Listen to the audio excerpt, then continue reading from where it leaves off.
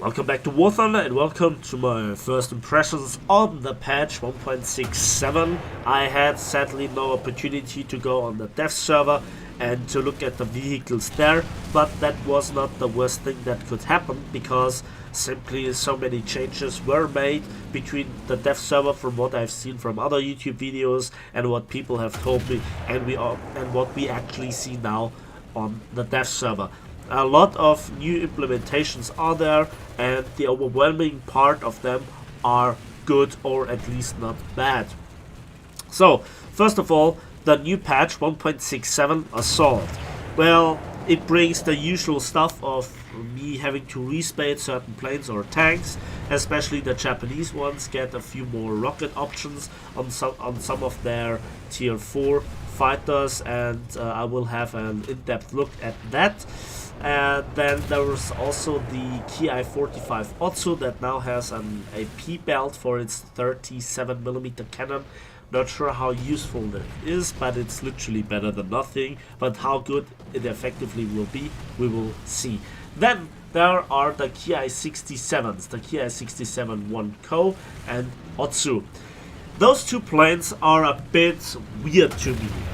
Listen to me. When something gets introduced in War Thunder, I first of all think at this point of time of development process, especially for aircrafts, in something that brings absolutely new flavor with it. And we have seen in the past a lot of new implementations that were absolutely fantastic, or at least unique. Now, with those planes, they bring absolutely nothing new to the table. If they are a bit faster or not doesn't matter, because their bomb load still sucks for 4.7, 5.0 bombers. Any other nation has significantly more bomb load, and bomb load is just simply what decides eventually games or give you any kind of advantage. Now, those planes are kind of the same as the Ki-49s in terms of defensive armament and have even a worse bomb load or a not so good choosing between the bomb loads, okay? And there are no transition between the twin-engine, relatively fast bombers and the four-engined monsters like the G5N1 and the G8N1. So they're just put in there. They look beautiful, and I'm sure they will fly okay-ish, but they bring nothing new. So I'm kind of disappointed, but that's just me. That's my personal opinion.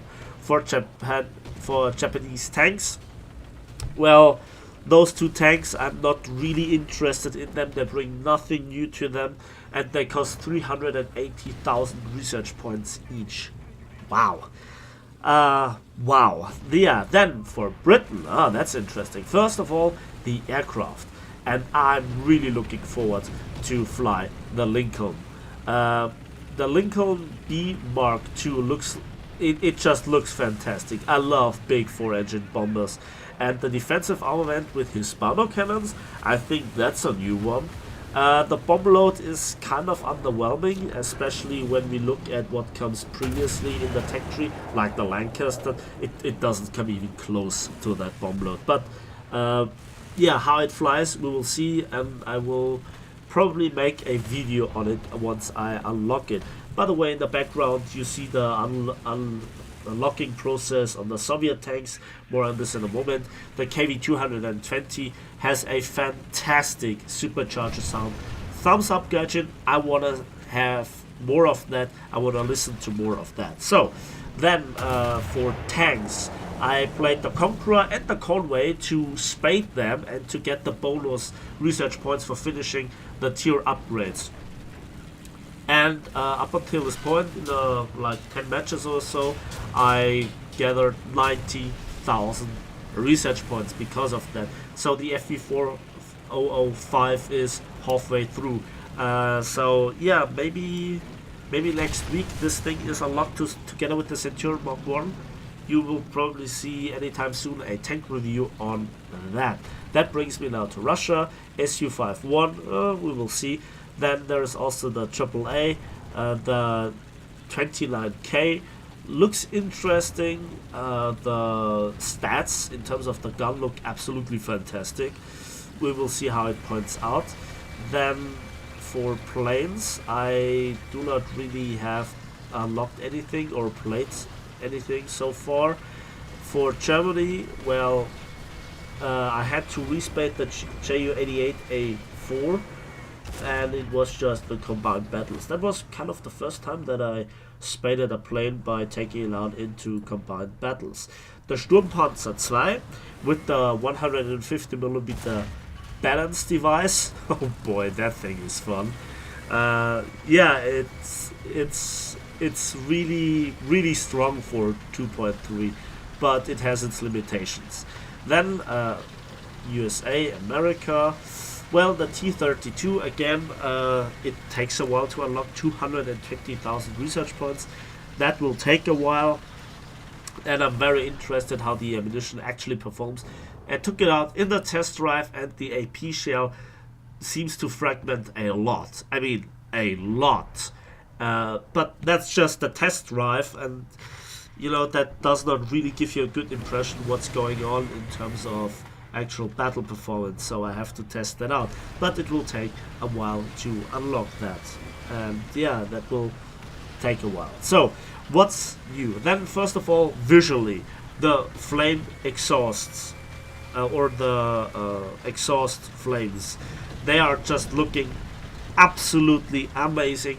I love how they are modeled, that they are not just weak animations, but they are done with a lot of detail and love put into the animation, how they change the color and the size of them according to how much throttle you put in your engine if you start or if you're landing, and so on.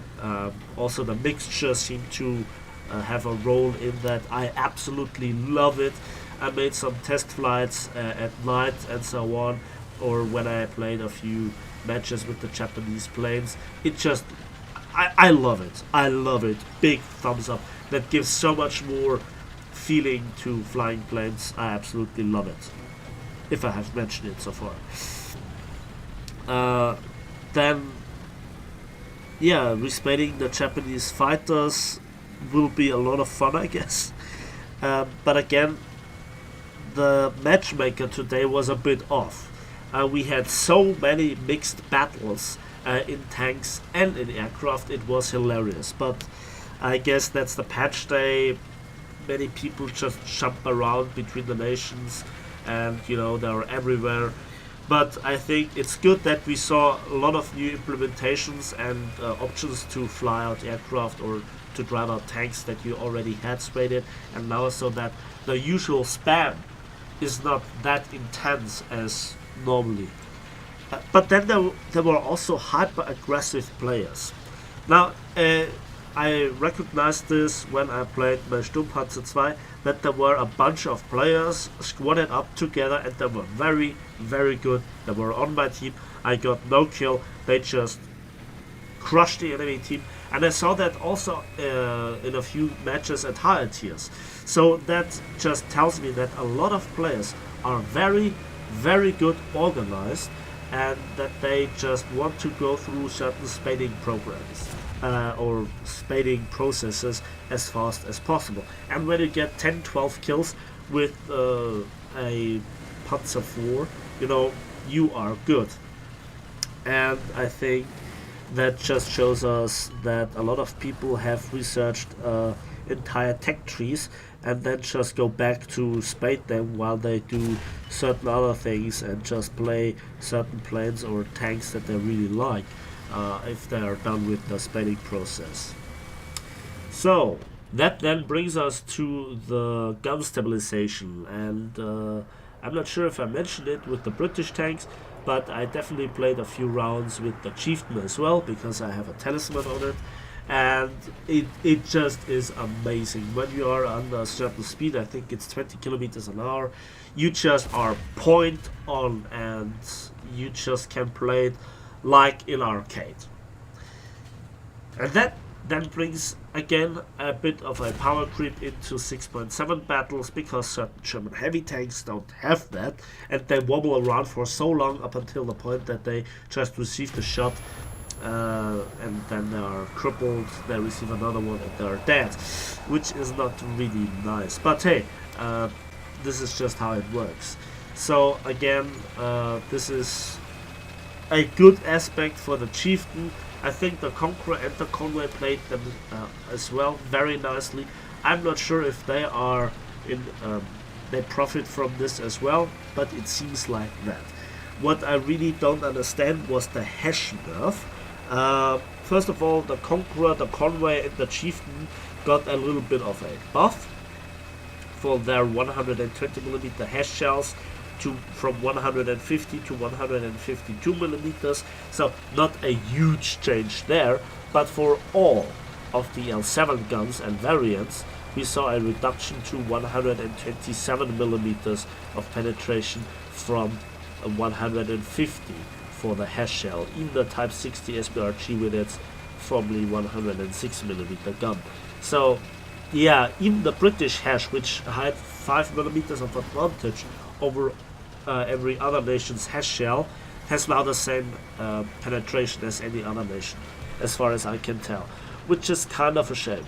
Then I saw also a huge amount of those RU-251 players who had absolutely no idea how to play a light tank. They played them on the front line. They did not really use their speed to flank widely, but just thought, to take one house further out of the fighting zone is then enough to flank the enemy, and I just harvested them with hash when I've played my British tanks. It was quite amusing. So, in this respect, I hope I get my hands on the RU-251 as soon as possible to make an in-depth tank review, not just on the tank itself, but also how to use it, and also how to use it in conjunction with other tanks such as the King Tiger or even Panthers, because it has a completely different weapon system from what I can see.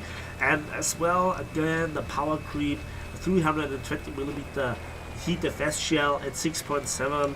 It's just a consequence that the Germans get something as like this as well. What I don't approve is that it's just optional as a premium tank, and with 7,480 gold needles. This tank is not cheap, and I'm not sure if it's worth the money, but I can just give you indications for that if I made a tank review on it, which I can't. One thing that I'm really interested is the ammo racks that Gaijin claimed to have reworked for a lot of the for all of the tier 5 tanks, especially the 10.5 centimeter King Tiger had the problem that there was always at least half of the ammunition displayed up until the very last shot. So I'm very interested in how this will work out, because that would then give this tank so much more survivability if you can process or manage the ammunition a bit more precisely. The same goes for probably the Maus or certain Leopards. What I've seen was that just one of the shells in the ammo rack always was the one that detonated when I killed somebody with a penetrating shot. So that seems very interesting. So, and I think that's it for today. Let me know in the comment section everything about the new patch. If you have found any glitches, bugs, what is your opinion on this patch so far? What would you like to see in the future? Help me out which tanks I should focus on first in terms of making a tank review for it. Again, there were so many new implementations around 6.7 that I simply have to delay the King Tiger tank review furthermore. Maybe certain bugs like the fuel tank explosion will get fixed on the Diesel King Tiger, Dieselgate. Yeah, that was not funny. That's it for me today. So thanks for watching, thanks for listening. Please give this video a like if you did, subscribe if you want to see more, and we'll see each other next time on the waves, in the sky, and on the battlefield of War Thunder.